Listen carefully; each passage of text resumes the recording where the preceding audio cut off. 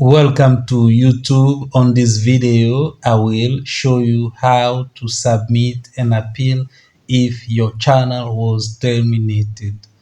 The first thing to do is to log in the Google account where the terminated YouTube channel is. Okay, you have to be the owner of the channel or an administrator before you can submit an appeal.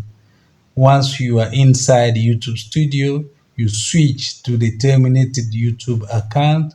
You will see begin a review. Make sure you read. Okay, you click begin a review. You go to the next page.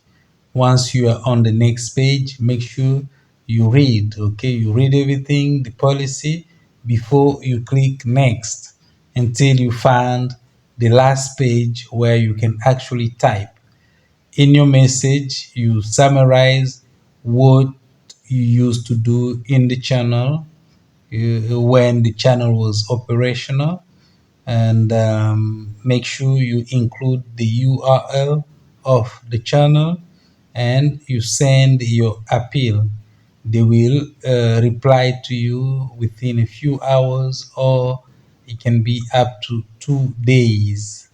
I encourage anybody to just submit the appeal. You are not losing anything for appealing.